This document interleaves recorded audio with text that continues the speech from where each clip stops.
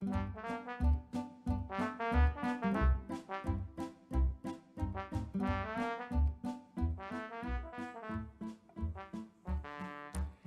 rica la torta de Leicas, mejor dicho, es una torta de miel, se llama Leicas genidish.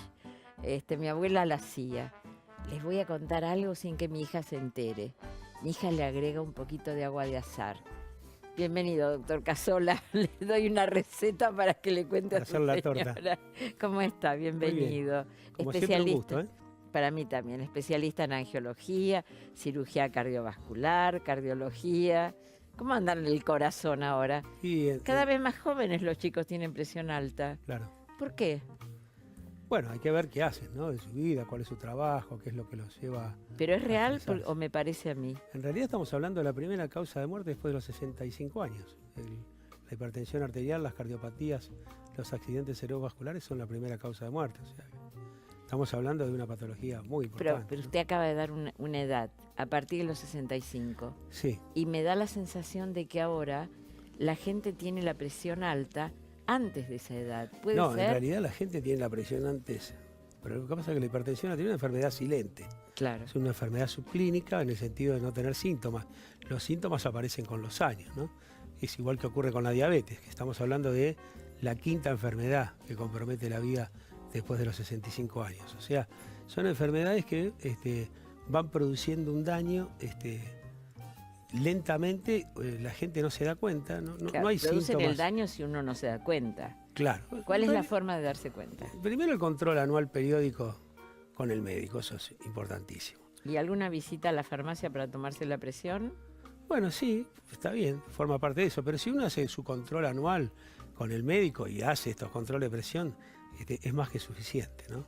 Si no, ¿Con una pastillita la presión se normaliza? A veces no es pastillita, es hacer el diagnóstico.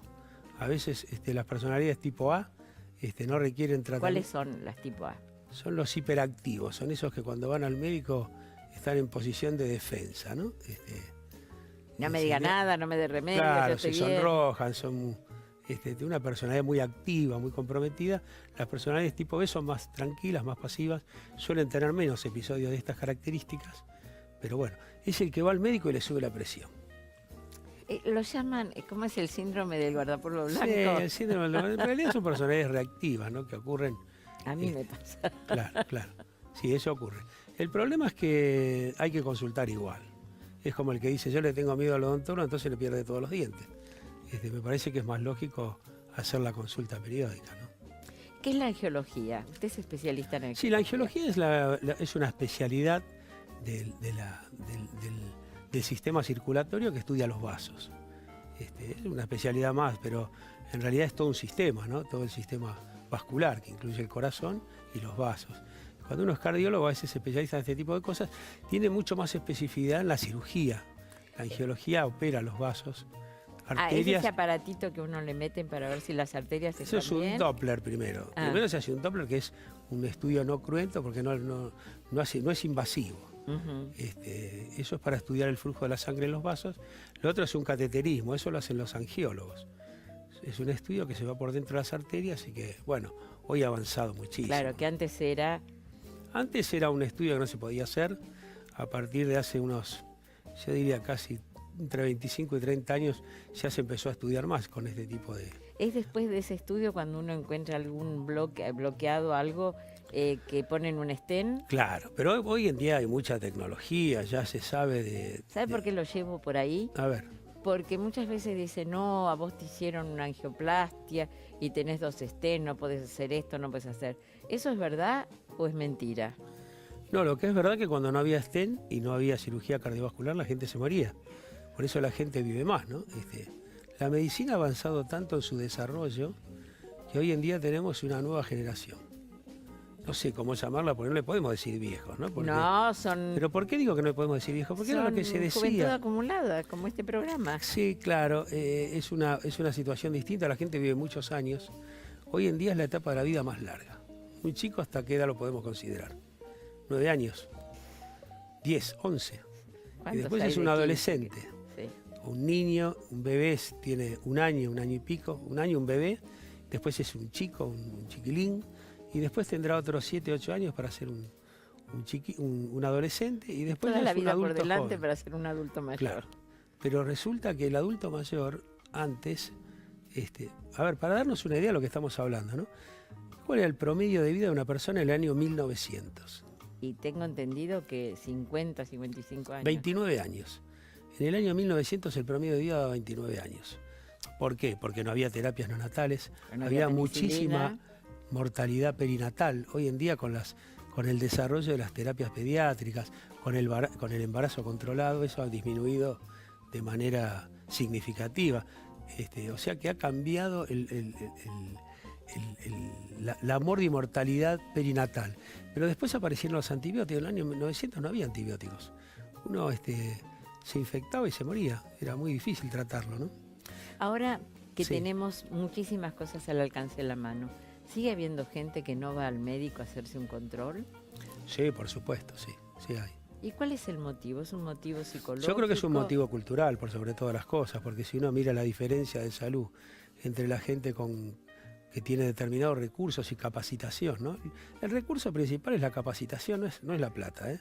Educación. La gente educada, a veces la gente confunde la educación con el nivel instructivo universitario, que son dos cosas distintas, ¿eh? Uno puede tener un estudio universitario y no ser un educado con respecto, por ejemplo, al cuidado de su salud. A veces no es eso un es problema cultural. de falta de difusión, Bueno, difusión no tenemos nosotros, prácticamente en salud no tenemos inversión. porque sería interesante, ya que usted es cardiólogo, y hemos visto a Lito Fentanés, que con 88 años sigue volando planeadores y haciendo una vida activa, decirle a la gente que no le tenga miedo al médico, que el Claro. médico está para controlar y para ayudar a que si hay algo desaparezca y no a acrecentarlo. Claro. Bueno, algo de eso hay, ¿no? Porque si no, no hubiésemos elevado el promedio de vida como lo Claro. estamos llevando, ¿no? Lo que pasa es que a veces hay una clara diferenciación entre aquellos que tienen un acceso a la salud y otros que tienen muchísimas dificultades. Entonces démosle un consejo a estos jóvenes con juventud acumulada que nos están mirando. Bueno, el primero lo comentamos recién, ¿no? No esperen ser viejos para ir al médico, porque la salud es una inversión que requiere un tratamiento permanente y una consecuencia en el seguimiento. Hoy, por ejemplo, no se concibe a los 60 años no hacerse una colonoscopía. Recordemos que una de las causas, la segunda causa de muerte en los adultos después de los 65 años es el cáncer de mama, el cáncer de colon y el cáncer de pulmón. Bueno, cada uno tiene un tratamiento distinto. El de pulmón sabemos que no hay que fumar. O Totalmente. sea, la verdad que no hay que esperar a tener 65 años y una mancha en la placa para decir dejo de fumar, hagámoslo antes. Totalmente. Y si podemos, no fumemos nunca, ¿no? Y después las otras requieren estudios, el colon hay que controlarlo. Hoy en día una colonoscopía hace un diagnóstico de un pólipo, se extirpa por En un el método momento. endoscópico, ni siquiera cirugía. Si es un pólipo pediculado, bueno, lo operan y se fue a su casa, le sacaron el pólipo. Si no se atiende o uno no tiene la constancia de hacerse este estudio, que la verdad es un estudio a esa edad y después es cada 5 o 6 años de acuerdo a los antecedentes, uno se pierde la oportunidad de evitar un cáncer de colon, que después es muchísimo más complicado, ¿no? Doctor Daniel Casola, muchísimas gracias y me quedo con esto. Colonoscopia, ya lo hablamos otra vez en este programa. No hay que tenerle miedo. No sedentarismo. Chequeo con el cardiólogo y a vivir la vida, que de eso se trata. Muchísimas gracias, doctor Daniel Bueno. Casola, y nosotros nos vamos a una pausa con otra historia que tiene que ver, esta vez, con los abuelos.